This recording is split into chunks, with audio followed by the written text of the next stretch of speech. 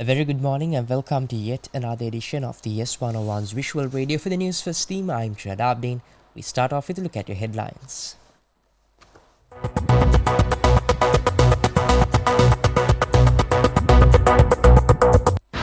News First headline. In headlines, cutting the wine bridge will plunge the country into turmoil, says President. Sajid to bring poverty alleviation program. In international news, Ukraine to present victory plan to US, says Zelensky. And in sports, Osaka wins on emotional US Open return.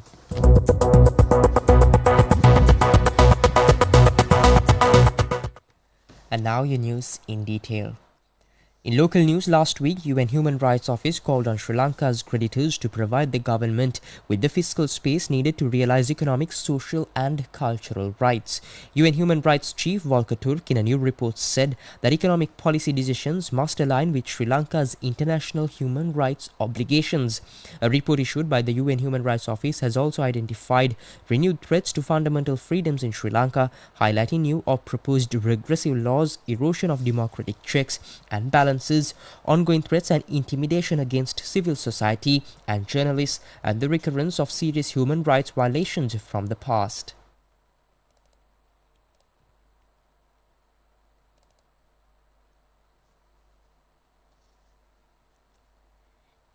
Human Rights Watch said that Sri Lankan government has been striving to showcase its achievements in economic reform and human rights protection to international partners.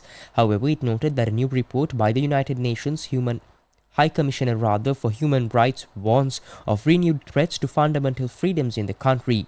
The High Commissioner called on members of the UN Human Rights Council to renew mandates for monitoring and evidence collection and urges the international community to help break the cycle of systematic impunity by using all potential forms of jurisdiction. Human Rights Watch echoes this call, urging UN member states to adopt a resolution renewing these mandates at the upcoming September session.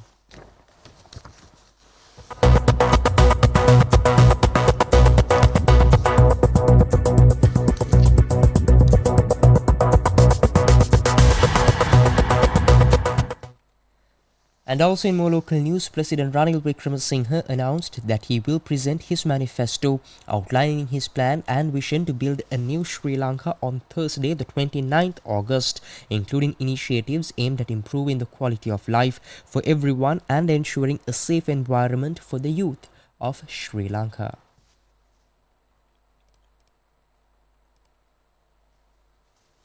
He made this announcement while addressing the Puluang Sri Lanka rally held near the Mavanala bus station. President Wickremesinghe emphasized the importance of continuing the country's progress, likening it to crossing a wine bridge, and warned that cutting the bridge would result in the country falling into the raging river, highlighting the risks of abandoning the current path.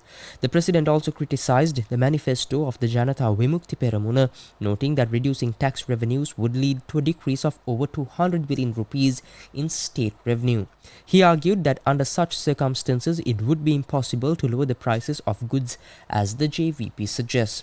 He questioned how the JVP plans to manage the economy with reduced income while increasing expenses, implying that their economic strategy lacks feasibility, and noted that they are misleading the public because they don't understand how to do the math.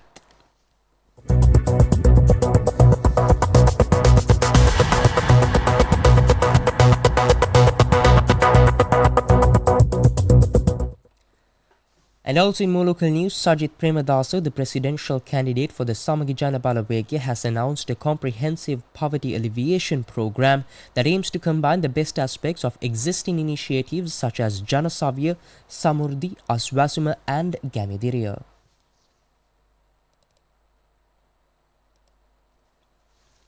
Premadasa emphasized that the poor in the country do not wish to remain dependent on subsidies indefinitely. With this understanding, he outlined a 2-year program designed to eradicate poverty, while under this initiative, each poor family will receive a monthly subsidy of 20,000 rupees for 24 months. In addition to financial support, the program will provide high-quality fertilizer at a subsidized rate of 5,000 rupees and ensure affordable fuel distribution. This will be done transparently to prevent black market issues, ensuring that farmers receive the necessary fertilizer. A QR code system will be introduced to offer fuel subsidies to farmers, fishermen, three-wheeler owners, school transport service providers and mill operators. Premadasa also committed to writing off agricultural loans and addressing the long-standing issue of fair pricing for farmers.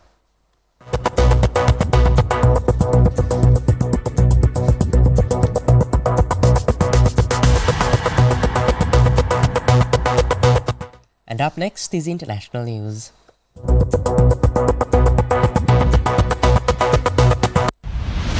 International news.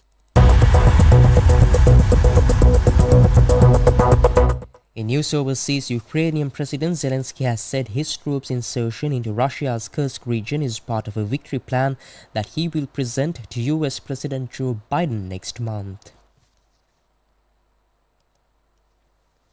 Speaking at a forum on Tuesday, President Zelensky said the success of the plan would depend on President Biden and on whether the US would give Ukraine what is in this plan or not, or whether they will be free to use this plan or not. A number of Ukrainian troops made an insertion into Russia's Kursk region in early August, and Russia has so far seemingly been unable to repel them.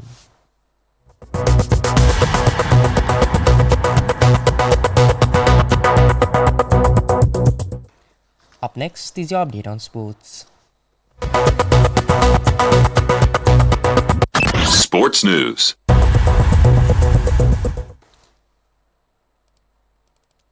And finally, in sports, an emotional Naomi Osaka made a triumphant US Open return by beating Jelena Ostapenko in a blockbuster first-round match.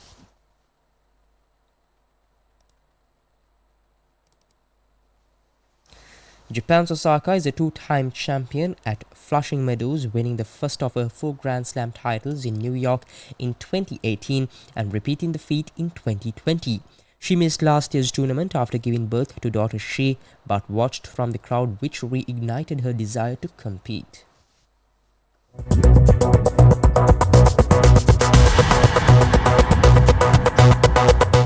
And with that, we wrap up this edition of the YES101's Visual Radio. For the Newsfirst team, I've been Judd Abdin.